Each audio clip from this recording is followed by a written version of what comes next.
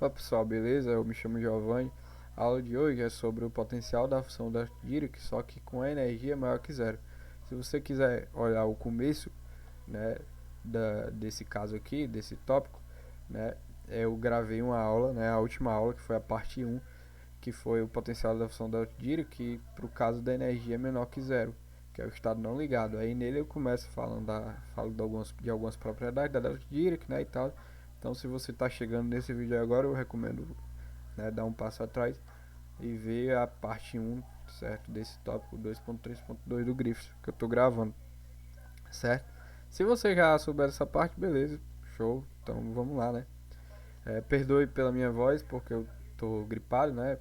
Então ela tá um pouco fanha. E vamos lá. Então eu vou estar pegando aqui algumas coisas que eu já fiz, né? Já resolvi na aula passada, que eu vou estar usando nessa aula de hoje, né? Então, o potencial, lembrando, é assim, né? Ó, menos alfa vezes a função de Dirac, delta de Dirac. Né? Esse alfa aqui ele é positivo, né? Por isso que a função ele é um poço, né? Potencial.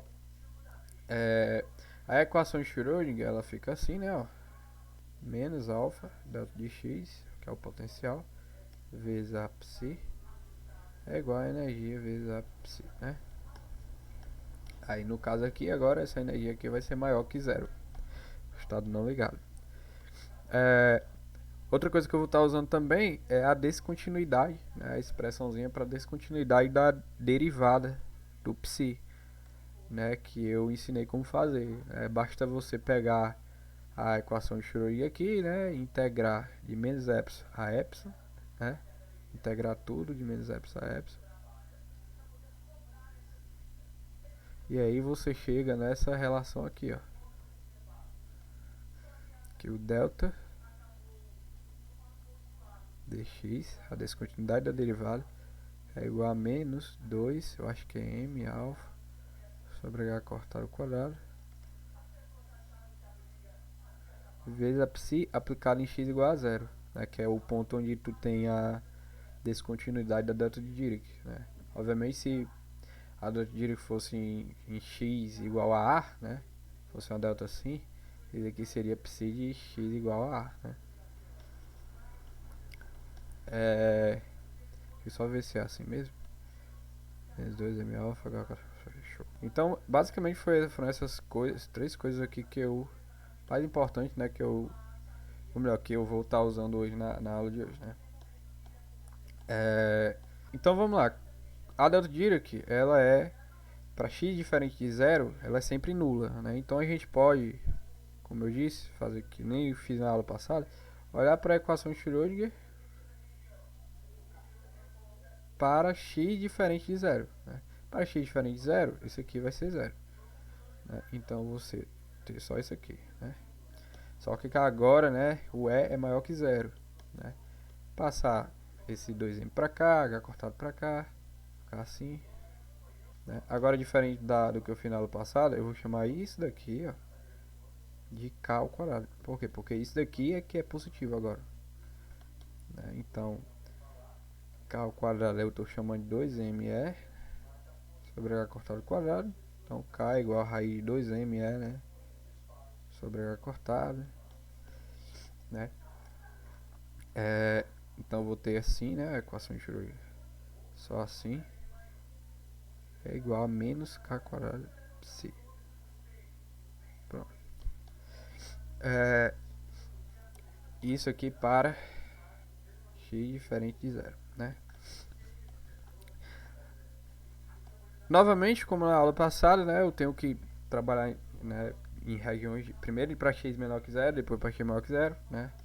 Então, resolvendo essa equação para x menor que zero, né, eu vou ter a mesma equação, né? E a solução dela, né, a solução geral dessa equação aqui é o que? É a vezes e elevado agora ikx, né? Por que o i? Porque agora eu tenho esse sinal de menos aqui, né? Então nesse caso eu tenho exponenciais imaginárias. Fosse que nem na aula passada, que eu não teria esse menos, né? Aí eu teria só combinação linear de exponenciais reais, como foi o caso da aula passada. Então, a solução geral é a vezes e elevado a ikx mais b vezes e elevado a menos ikx. Tá certo? Isso aqui para x menor que zero. Para y, para x maior que zero, né, eu vou ter o quê? Eu vou ter a mesma solução, eu tenho a mesma equação diferencial, a mesma solução, só que, né, as constantes arbitrárias podem ser diferentes. Então eu vou ter aqui f vezes e elevado a ikx, vou chamar de f, né, e outra g elevado a menos ikx. Tá ok? Aí aqui eu já posso usar os contornos, né? Como eu disse, eu tenho um contorno da continuidade, né, da função. Então, usando a continuidade da função, né, para x igual a zero, eu tenho o que? Que psi em 0 menos tem que ser igual a psi em 0 mais. Né? Psi em 0 menos é o que? É pegar psi para x negativo, né, aplicar em x igual a zero. Então, vai ser x igual a zero, esse cara aqui vai ser 1, né? Essa exponencial. Então, vai ser só a vezes 1, que é a. E o b do mesmo jeito, mais b. Né? Isso tem que ser igual ao que? Esse psi, né, da direita, aplicado em x igual a zero. Ou seja, f mais g. Né? Tá ok? Essa aqui é uma equação que eu obtenho. Certo? Outro contorno que eu posso usar é o da descontinuidade da derivada. Certo? Que é essa expressão aqui que eu disse que eu ia usar. Né? Então a gente tem que delta x tem que ser igual a menos 2m alfa sobre a ao quadrado vezes o psi aplicado em x igual a zero. Né? Então vamos lá, vamos primeiro fazer esse homem aqui. Lembrando o que é o delta de psi dx, que eu estou chamando. É o pegar o psi, né, pela direita, né, ou seja, usa essa expressão aqui, ó, e aí eu derivo ela, aplico em x igual a zero. Né? E aí eu tiro a diferença aqui com quem? Com a derivada desse psi aqui, ó, pela esquerda, e aplico em x igual a zero. Beleza? Isso aqui é igual ao que? Né? Esse primeiro é quem? Vai ser... Deixa eu botar aqui. Esse primeiro vai ser quem? Vai ser a, né? Vezes deriva exponencial, cai o ik, né? Vezes e elevado a ikx. Né? Só que é para x igual a zero, então isso aqui fica 1. O outro é quem? B vezes, aí deriva essa exponencial, cai o menos ik, fica menos mais b vezes cai o menos ik, vezes e elevado a menos ik, né, x. Só que é para x igual a zero, então ele fica sendo 1. Né? Esse cara aqui é quem? Ele é... Pego esse cara aqui, derivo, aí fica f vezes ik. Quando eu aplico em x igual a zero, exponencial fica 1. E o outro é menos b menos g mais g cai menos ik, exponencial igual a 1. E claro, isso aqui é igual, eu boto o ik em evidência, né? A menos b. E aqui eu boto o ik em evidência. Tenho f menos g. Beleza? E aí eu tenho que um menos o outro é a derivada, né? Esse menos esse é a descontinuidade da derivada. Vai ser quem? Esse ik AB menos ik f menos g, né? Ou ik, botando em evidência, a menos b menos f mais g. Entendeu? E aí isso aqui tem que ser igual a quem? Pronto, deixa salvo isso aqui. Agora, isso aqui tem que ser igual a esse fator vezes a função aplicada em x igual a zero. Né? Aqui a gente pode pegar tanto faz, um ou outro, né? Ou a pela direita ou pela esquerda. Vamos pegar pela direita, que nem o Griffith fez. Então eu vou pegar esse cara e aplicar em x igual a zero. Vai ficar só a mais b, né? Ou seja, isso aqui tem que ser igual a menos 2 m alfa, deixa eu pegar cortado quadrado, vezes a psi aplicada em x igual a zero, que pode ser a mais b, ou f mais g.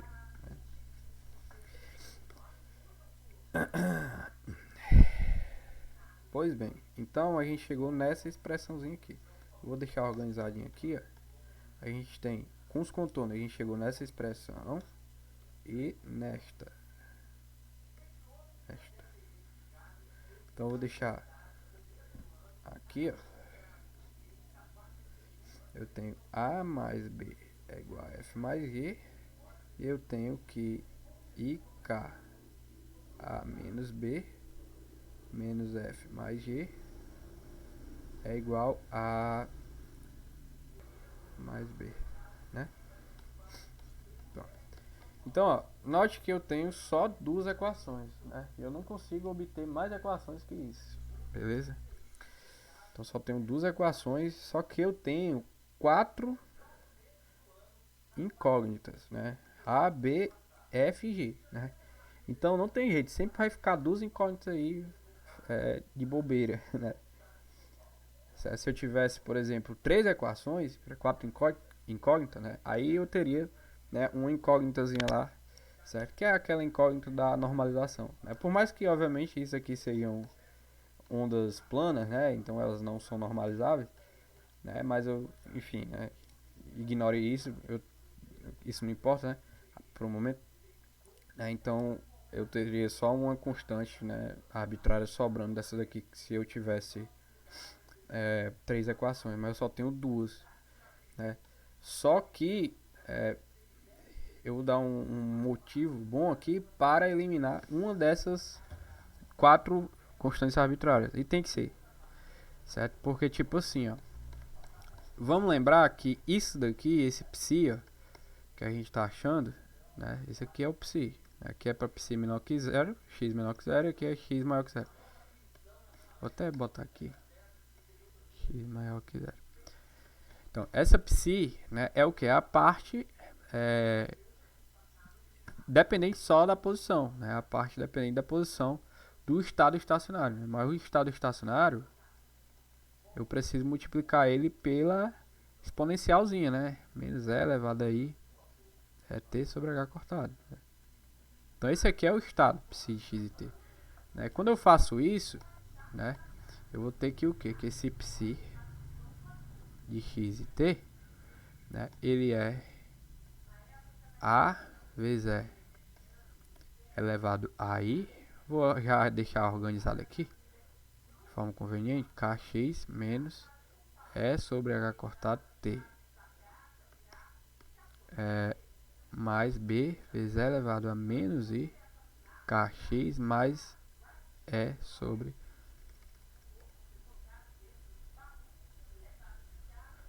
certo? Você pode fazer aí, pega esse cara, multiplica pelo exponencial, esse cara multiplica pelo exponencial, aí chegar na mesma coisa que eu estou botando aqui, né?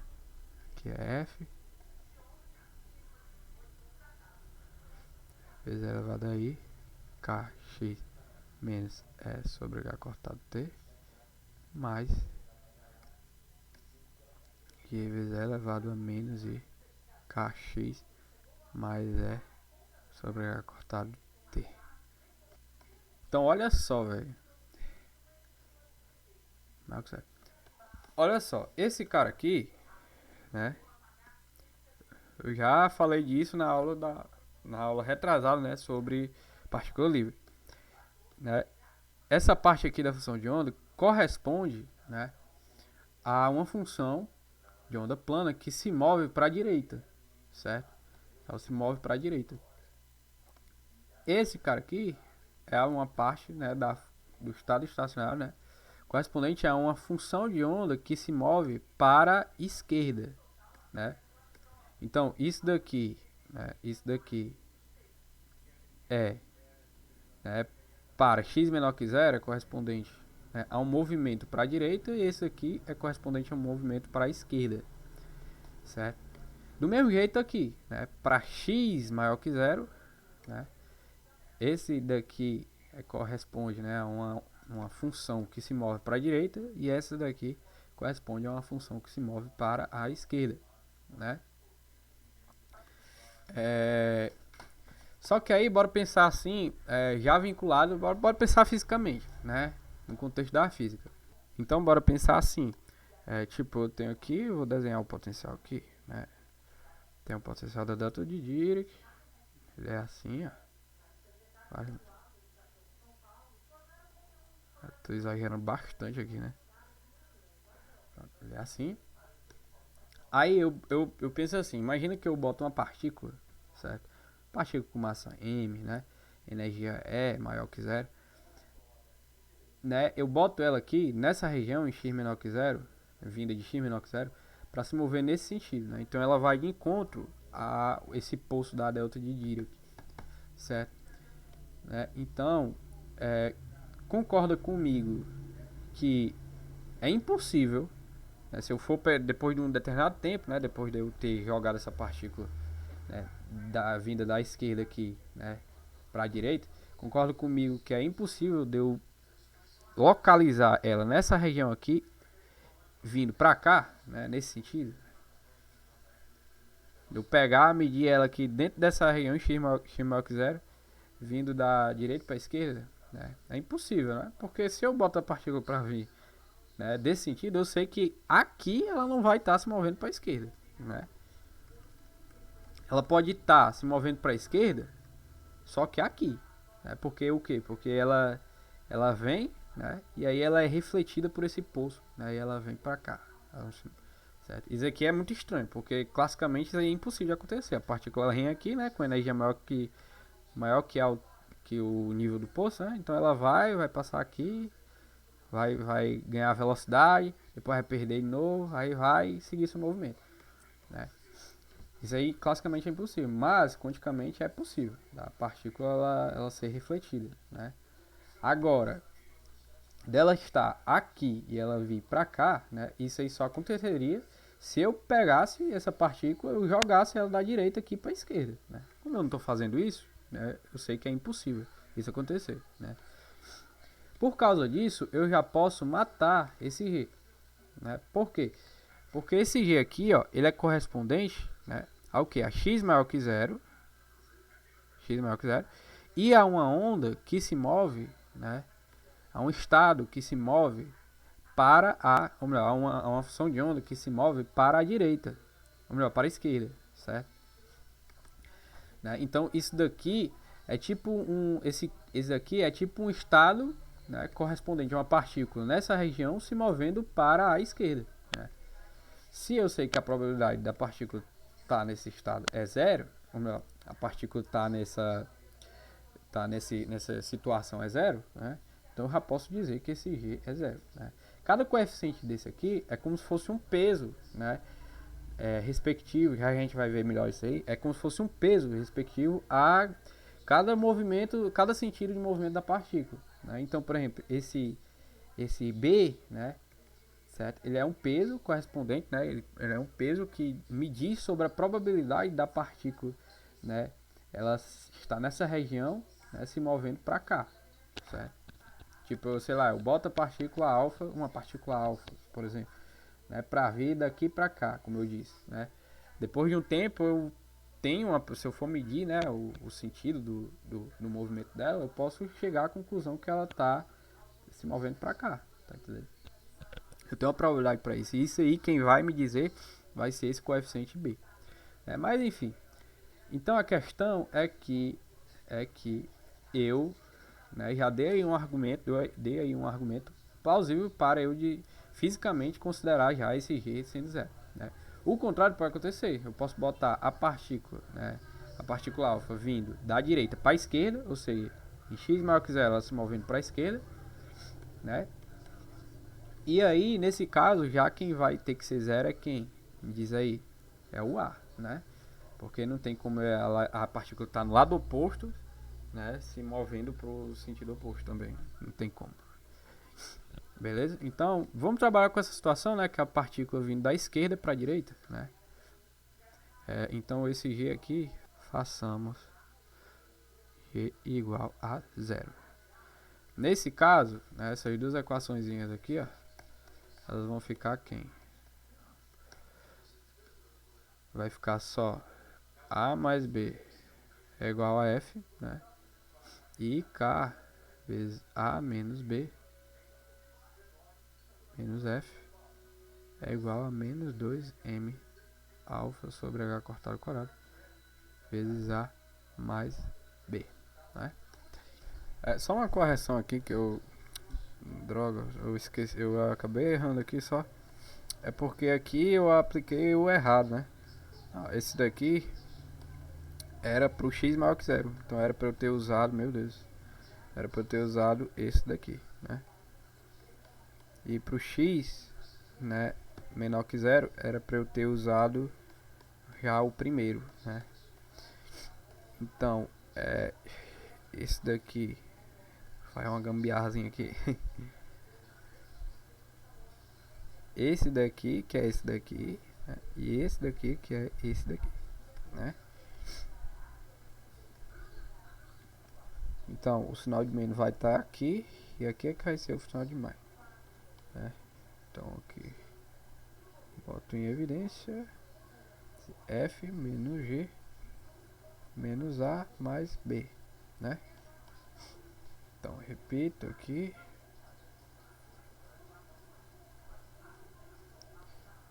F menos G menos A mais B, né? Então a gente faz o G, né, igual a zero, né? Pelo motivo que eu já falei aqui, né? Então a gente vai ter só menos A, né? Menos A mais B mais F. Só conferir aqui se está tudo certinho. Mais F. Aqui tá tudo certo, beleza, perfeito. Aí o grifo ele também faz assim, né? Ó, deixa o A em evidência. K em evidência. Fica IK, né? Aí aqui vai ficar menos IK, né? E aí vai ter um mais 2M alfa. O B também deixa em evidência. Deixa menos B em evidência, né? Então vai ficar menos IK. Menos 2M alfa sobre H cortado ao quadrado.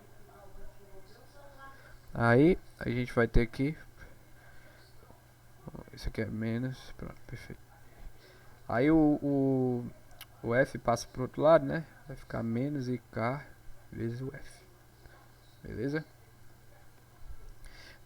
Deixa o IK aqui em evidência, né? Nos dois lados, né? Para cortar com esse. Vai ficar A vezes menos 1 mais 2M alfa sobre IK menos B menos 1 menos 2M alfa sobre IK igual a menos IK. Corta aqui, corta aqui.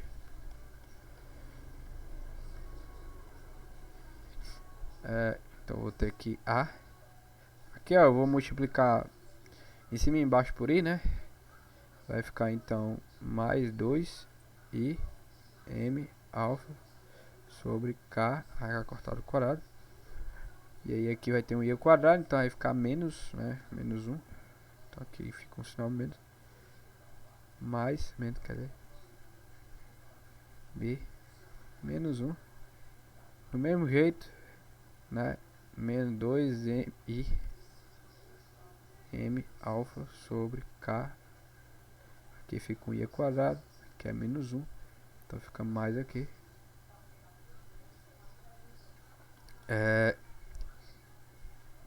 Isso aqui é igual a menos F, né? Aí ele chama esse complexo aqui, ó, ou melhor, esse real aqui, ó, de beta, né? Esse bichinho aqui também de beta, certo? Ou seja, é A vezes menos 1 menos 2 e beta menos B vezes menos 1 mais 2 e beta igual a menos o F. Aqui a gente pode cancelar uma ruma de menos aqui, né? Cancela esse com esse, vai ficar assim, ó. A vezes 1 mais 2 e beta mais B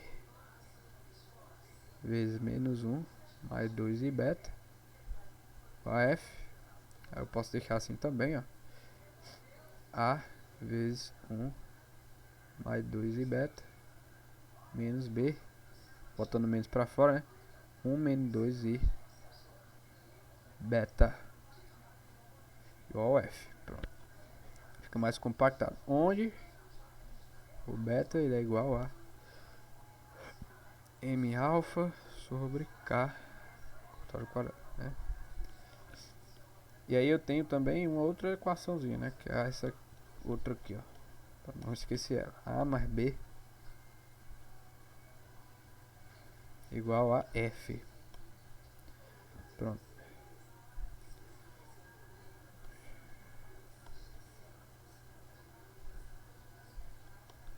Pronto. Tenho isso daqui finalmente. Vamos lá. Agora sim eu tenho duas equações e três incógnitas. É o que é mais comum de acontecer, né? Ou melhor, o que sempre acontece, né, nos casos aqui que a gente está se deparando. Aí, ó, dessas duas equações aqui, tu pode mostrar essa propriedade muito importante, que é o seguinte: tu pode mostrar com essas duas equações que o módulo desse complexo A, né, ao quadrado, tem que ser igual ao módulo do B ao quadrado mais o módulo do F ao quadrado, certo? Isso aqui tu mostra mesmo. Basta tu pegar, por exemplo, o B, né, e deixar ele em termos de A, por exemplo, né? Aí tu pega, obtém um número complexo, né? A gente pode até fazer isso. O F e escrever também ele em termos de A, né? E aí tu pega, faz um módulo de B quadrado, vai dar alguma coisa em termos de A, módulo de A ao quadrado, né? E o F vai dar, faz um módulo quadrado, né? Vai dar também alguma coisa em termos de A. Bota aqui, tu vai mostrar que essa parte, né, é igual justamente o A ao quadrado, módulo de A ao quadrado. Beleza? Né? E qual é isso culmina em que, né? Se a gente pegar, né, dividir nos dois lados por módulo de A ao quadrado, isso aqui vai ser 1, né? Então eu tenho que módulo de B quadrado sobre módulo de A ao quadrado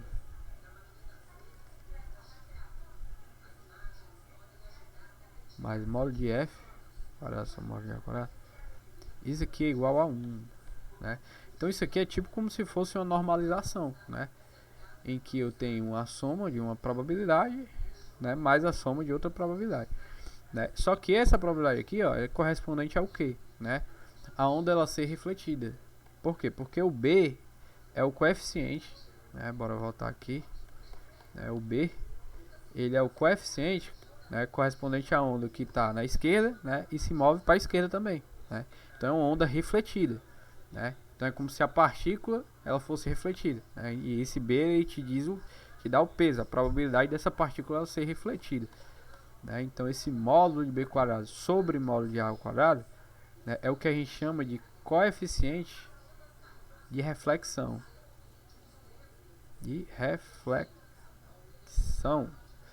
Né? Esse cara aqui do mesmo jeito, ele é uma probabilidade correspondente à partícula ser transmitida. Por quê? Porque o F, né, ele é correspondente a uma onda, né, que está na direita, uma função de onda na direita, que se move também para a direita, né? Ou seja, é a probabilidade da partícula, né, ser transmitida. Se ela é transmitida, ou seja, se ela passa pela singularidade do posto da Delta de Dirac, se ela atravessa, né, ela vai estar na direita, né, e se movendo para a direita, obviamente. Então, isso daqui é o coeficiente de transmissão, certo? Beleza? E se a gente quiser saber quem é o coeficiente de reflexão e quem é o coeficiente de transmissão, basta a gente fazer o que eu disse, né? Obtém o B, função de A, e o F, função de A. Bora fazer isso aqui. Então a gente pode pegar aqui, ó, B nessa equação é igual a que? F menos A, né? E aí tu substitui na outra, vai ficar A vezes 1 mais 2i beta menos, quem é o B? B eu estou chamando que é F menos A, né, vezes o 1 menos 2i beta. Isso aqui é igual a F. A vezes 1 mais 2i beta. Aí eu faço a distributiva com F, né? Fica menos. Ou melhor, esse cara aqui eu faço a distributiva. Aí passo para o outro lado, deixo F em evidência. Esse sinal de menos eu faço também a distributiva aqui. Fica A vezes 1 menos 2i beta, né? Isso aqui é igual que, né, ao F, que multiplica 1, né? Botão F em evidência. Tem esse 1 desse F aqui. E o mais 1 menos 2i beta. Mais 1 menos 2 e beta, né? Beleza? Aqui esse termo vai cancelar com esse, né? Exato. Então vou ter aqui 2A, né? Que é esse A só com esse. Aí aqui eu vou ter vai ficar 2, né? 1 mais 2. Aí eu deixo o 2 em evidência. Ficar 2F vezes 1 menos I beta, né? E aí o 2 cancela aqui. O F é igual a A sobre 1 menos I beta. Vou ver se é assim mesmo.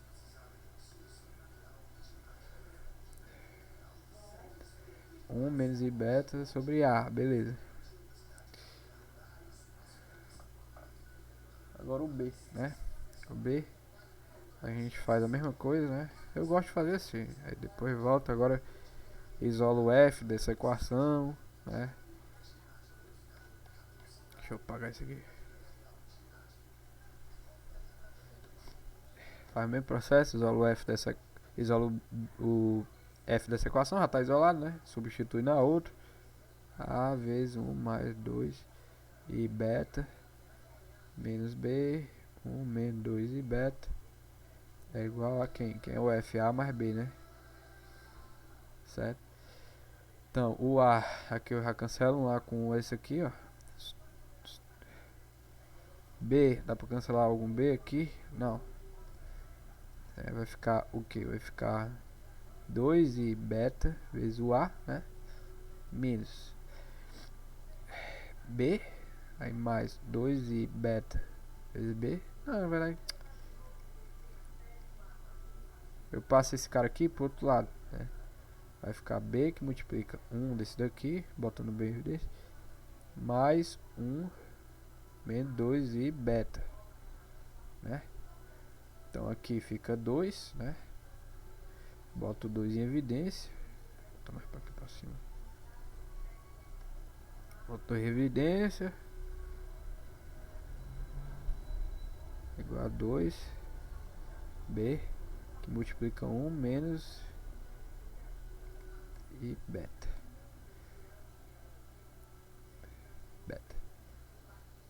Corto 2 aqui. Coisa aqui. O B é igual a I beta sobre 1 menos I beta vezes o A, né? Deixa eu ver aqui. I beta, beleza, tá tudo certo. Botar aqui, pronto. Esses caras aqui, ó, né, eles são, né, os coeficientes F e B, né? Então se a gente, por exemplo, quiser o coeficiente de reflexão, né? O coeficiente de reflexão. Basta a gente pegar, fazer módulo de b quadrado, vai ser quem? Módulo de b quadrado é b complexo conjugado b, né? Isso aqui é então igual ao que? É igual a... pego aqui, fica menos ib, né? Eu inverto, onde tem i, né? Eu inverto o sinal, né? Vai ficar, aqui é b complexo conjugado. Que eu estou fazendo o b complexo conjugado, né? Certo? Então o b complexo conjugado, ele é aqui. Ele é menos i, b, a complexo conjugado, sobre 1 mais i, b, né? Vezes o b mesmo. Que é quem? É i, beta, a, sobre 1 menos i, beta.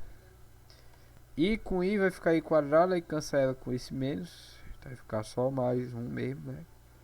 Beta com beta é beta quadrado. Aí aqui, ó, é um complexo vezes o complexo conjugado, né? Então é o 1 ao quadrado mais o beta quadrado, né? Só 1 quadrado é só 1, fica mais beta quadrado. Vezes quem? Aí tem um módulo do a ao quadrado, né? Porque é o complexo conjugado vezes a. Ou seja, o módulo de b quadrado é igual a isso aqui. Se eu passar o a pra cá, ó, dividir nos dois lados por a, módulo ao quadrado, esse cara some, né? E isso daqui é o que eu chamo de coeficiente de reflexão. Eu vou chamar de R, né? O grifo chama, né? Ele vale isso daqui. Bora olhar quem é o coeficiente de transmissão, né? Já é o módulo de f ao quadrado, né? Como é que faz? Então, módulo de f quadrado é igual a módulo de a ao quadrado vezes 1 mais i beta, que é o complexo conjugado, né? Sobre o próprio complexo, 1 menos i beta. Isso aqui é igual a módulo quadrado de a vezes, né, 1 sobre 1 mais beta quadrado. Então, coeficiente de transmissão, que é módulo de f quadrado sobre módulo de a quadrado, é igual a 1 sobre 1 mais beta quadrado, né?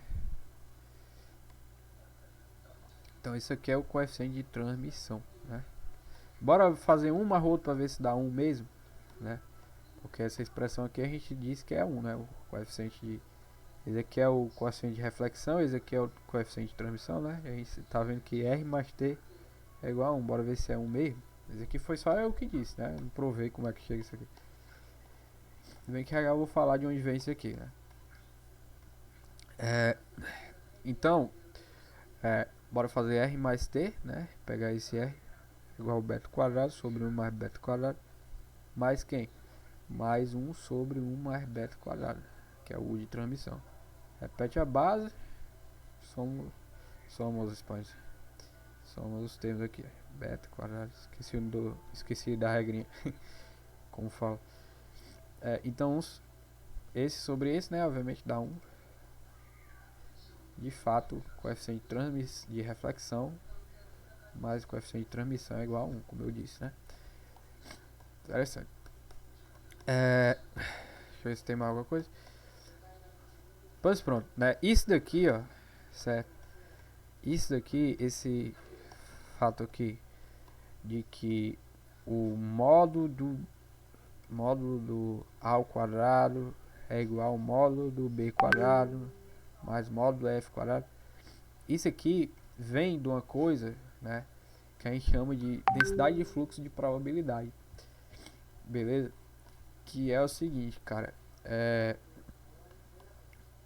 Primeiro, eu lembrar vocês relembrar aqui sobre a equação da continuidade, né? Para falar de densidade de fluxo é importante falar antes de equação da continuidade. Por quê? Porque a gente tem assim, ó, você lembrar acho na mecânica dos fluidos, que pega isso aqui, de ρ, né? A gente tinha o que? Que eu tinha uma densidade, né, de alguma coisa, por exemplo, pode ser algum fluido, né, óbvio, ou sei lá, uma densidade de carga, né?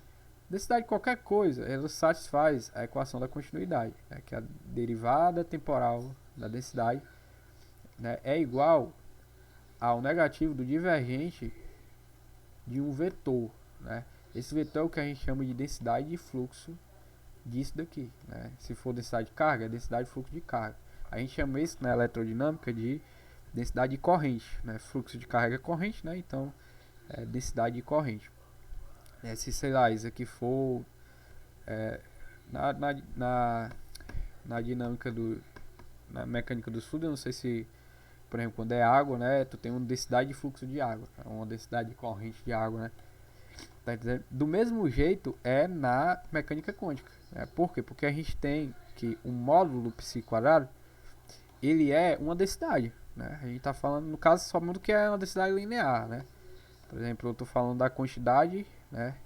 Por exemplo, eu tenho aqui o x, né? Eu tenho aqui um dx, né? Eu falo, se eu estou pensando na quantidade de probabilidade que tem nesse intervalo, isso aqui é o que? A densidade vezes o valor do intervalo, né? A densidade linear de probabilidade, né? Mas enfim, né? Esse módulo π quadrado é uma densidade, né? Então ele também satisfaz a uma equação da continuidade, certo? Também satisfaz uma equação da continuidade. Ou seja, tu tem uma densidade de fluxo de probabilidade, né, tal que o negativo divergente dele é igual a tu fazer a taxa de variação temporal, né, do módulo π quadrado, ou seja, da densidade de probabilidade. No caso, como é em uma dimensão, né, esse divergente vai ser só quem? Só menos d-ρ dx de 1j, né? Ou só j mesmo. É um fluxo que é na direção x. Como é que tu chega nessa expressão desse fluxo, né? Dada essa equação da continuidade, né, a gente pega o módulo π quadrado, faz a derivada temporal dele, é quem? Não vou abrir a equação toda aqui não, só mostrar os caminhos para você ver de onde é que sai isso, né? Então, d-ρ de módulo π quadrado é quem, né? O módulo π quadrado é o π, né? Complexo conjugado vezes π. E aí tu tem a derivadazinha aqui do produto, a regra do produto, né? Complexo conjugado vezes π mais π complexo conjugado vezes dt, né? Aí tu usa a equação de Schrödinger, basta tu usar a equação de Schrödinger, né, que tem uma derivada temporal, né? Eu fiz isso aí até no começo, né? Tem a derivada temporal e tu troca por uma derivada de posição, né? Aí tu faz umas manipulaçõezinhas, né? Tu vai chegar, né, à conclusão que isso daqui é a derivada de x de quem? De I, se eu não me engano é I, h cortado sobre 2m vezes. Essa ordem aqui eu não tenho certeza, viu? Não tenho certeza mesmo, que eu tô chutando, mas é algo assim. Não tem muito importância, né? Tu chega em algo assim, ó.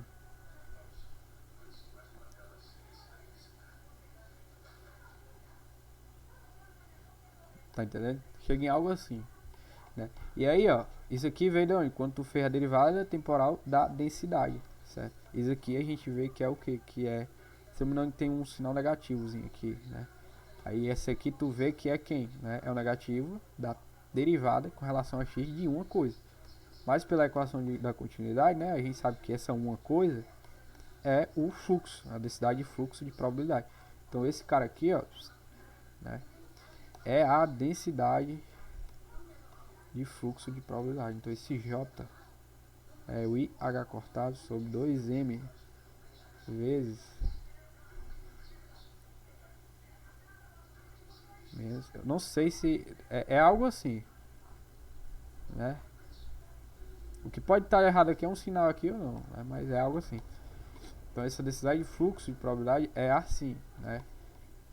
O fluxo que satisfaz a equação de continuidade, quando tu impõe isso aqui, né, é esse bicho aqui, beleza? Mas tu só abriu conta aqui, né? Nem abriu, né? Só tá botando isso aqui por cima, né? Umas coisas, não sei nem pra que tá servindo isso, né? Como eu disse, isso daqui, essa relação, eu tô fazendo isso pra dizer porquê, de onde vem essa relação. Essa relação aqui vem desse fluxo aqui. Mas por quê? Porque qual é a afirmação que tu faz, né? Para a partir desse cara, né? Usando a psique que a gente já determinou, tu chegar nessa condição. Então eu vou trazer aqui uma analogia para vocês. Por exemplo, imagina que tu tem assim, cara, um rio, né? Digamos, vou pegar um exemplo de um rio aqui. Deixa eu ver como é que eu vou desenhar. Pronto, tem um rio aqui, né? Aqui é o chão. beleza? Esse rio tu não tá olhando ele de cima não, viu? Né? Tu tá olhando ele tipo rasante, tipo tem um peixinho aqui, ele tá tipo assim, sabe? Pois bem, então digamos que esse rio, a água escorra pra cá, né? Vou até desenhar em tridimensionalzinho aqui, ó. Esse rio é tipo assim, a água escorre pra cá, né? Aqui é o chão, né? Tá entendendo? Aí é o seguinte, imagina que eu vou olhar tipo esse rio, né? Nesses cortes transversais aqui, né? Aqui e aqui, ó. Faço um corte transversal. Em três dimensões é tipo assim, é tipo esse plano aqui, ó. Entre aqui e aqui, sabe? Sabe? Então eu tenho esse rio passando aqui, né? Pra cá. Eu tô olhando esse corte transversal. Agora, digamos assim que a quantidade de água que tá aqui, ó, né? A quantidade de água que tá aqui dentro desse volume, né? No caso dentro desse cubo aqui, né? Ela não muda com o tempo, certo? Ela se mantém sempre a mesma. Certo? Isso significa que o que? Que a quantidade de. Isso é certeza. Né? A quantidade de água que passa por essa superfície tem que ser a mesma quantidade que sai. Né? A quantidade que entra aqui tem que ser a mesma quantidade que sai. Né? Senão eu teria aí ou a água secando dentro dessa região, ou ela aumentando de volume, né? Se acumulando, certo? Então isso aqui é a equação da continuidade, certo? Se esse fluxo aqui ele não está, ou melhor, se essa quantidade de água aqui dentro ela não está variando com o tempo, a densidade, né, a taxa de variação da densidade é zero, né, eu tenho que o que? Que o divergente do fluxo é igual a zero. Né? Isso significa que o fluxo aqui tem que ser o mesmo que aqui. Tá entendendo? Ou posso ver assim, né? dx, que eu estou só vendo em uma dimensão, o fluxo é igual a zero. Né? Por quê? Porque a quantidade de água não varia. Certo?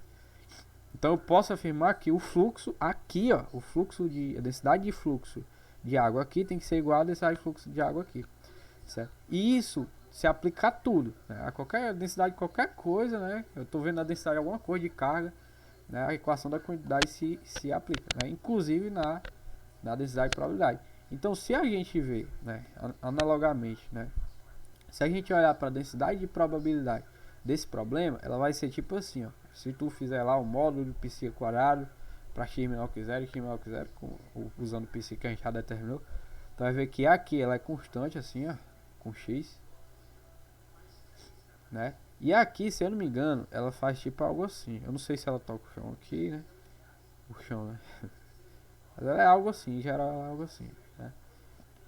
Só que isso daqui vai se manter, esse caráter vai o formato que ela tem aqui não importa. O que importa é que ela não vai mudar com o tempo. Esse caráter dela aí vai ser sempre o mesmo, né? Por quê? Porque essa densidade de probabilidade é aqui, é um módulo de π de x e t quadrado. Né? O π de x e t, ele tem a exponencialzinha lá, né? E elevado a i vezes e elevado a menos i, sobre h cortado vezes t. Quando tu fizer o módulo dela, nas duas regiões, ou em x menor que zero e x maior que zero, né? Essa exponencialzinha ela vai sumir. Né? E vai ficar algo só dependente de x, só vai importar a parte de dependente de x. Então, essa densidade de probabilidade ela não vai alterar com o tempo, certo?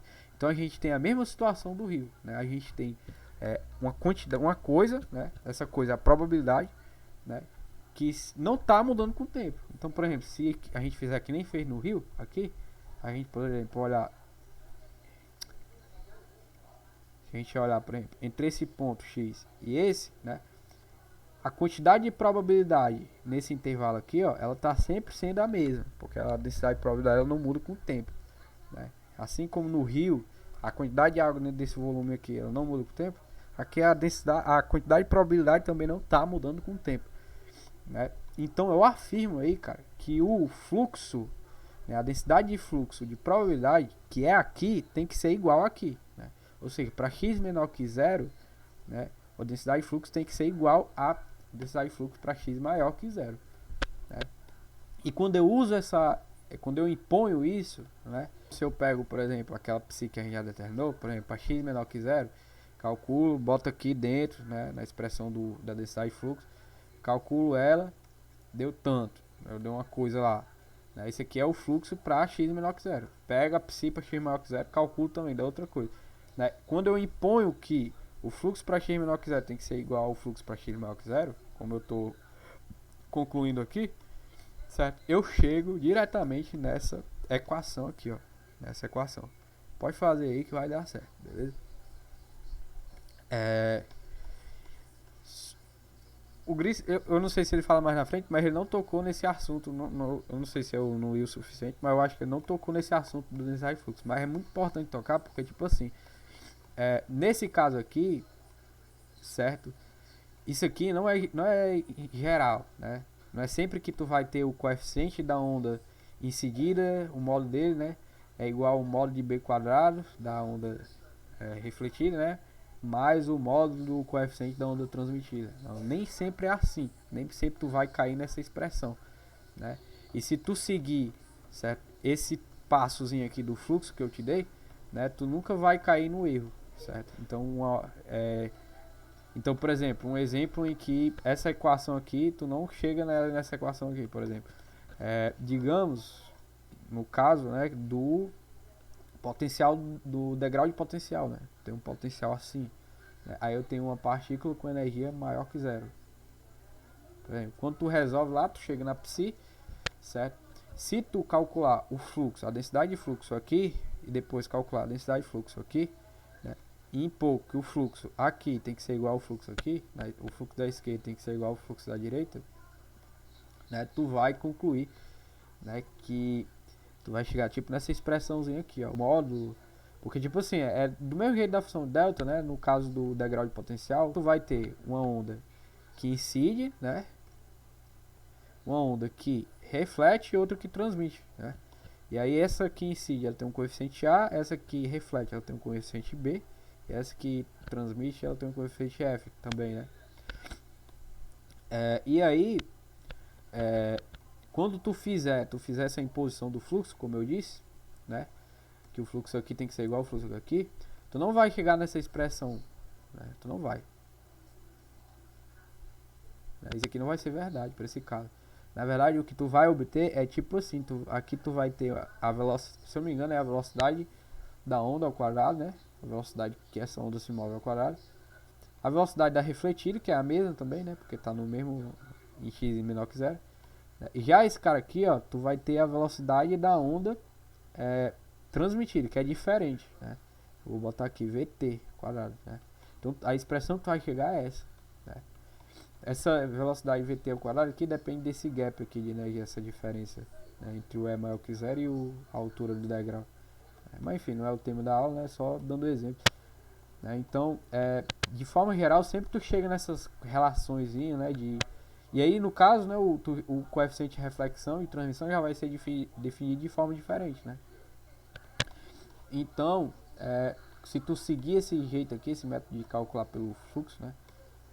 Pelo menos tu sabendo que é pelo fluxo, densidade de fluxo, né? Tu nem sempre vai cair nesse erro, né? De pensar que é módulo quadrado é igual a b quadrado, módulo b quadrado mais módulo de f quadrado.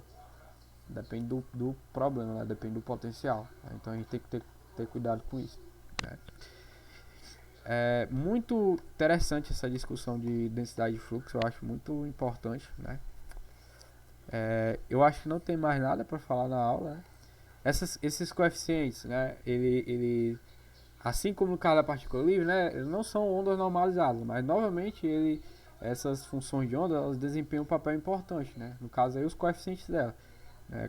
A partir dele a gente obtém aí, né? Percebe a probabilidade, né, da onda ser refletida ou ser transmitida, né, ou refletida ou transmitida, tá entendendo? A gente pode pensar, por exemplo, num problema assim, o Griffith inclusive deu esse exemplo, né, na hora da explicação ele usou isso como exemplo, né. Eu falei só de uma partícula única, né, eu tinha o potencial da delta, né, aí na hora de dizer que o coeficiente G é igual a zero, né, lá atrás, né, eu tava imaginando uma partícula, né, que vem da esquerda para a direita, né, mas você pode pensar também num feixe de partículas, né, que vem da esquerda para a direita, e aí você pode pensar assim, qual a porcentagem de partículas desse feixe que vai, né, que vai atravessar o posto da função delta, né? Ou seja, vai para o lado esquerdo, vai ser transmitido, e qual a porcentagem de partículas desse feixe, né, que vai ser refletida, né? Então você usa aí os coeficientes de reflexão e transmissão, né? Tá entendendo? A porcentagem de partículas que vai ser refletida, se esse feixe tiver uma quantidade de partículas suficientemente grande, né? A quantidade de partículas vai ser refletida, né? Ou melhor, a razão, né? A fração de partículas vai ser refletida vai ser dada pelo coeficiente de reflexão. E de transmissão do mesmo jeito, as partículas vão ser transmitidas, a fração, né, vai ser dada pelo coeficiente de transmissão, certo? Então é isso, eu acho que não tem mais nada para se abordar, né? Espero que tenham gostado, obrigado por ter assistido até aqui e a gente se vê na próxima, valeu!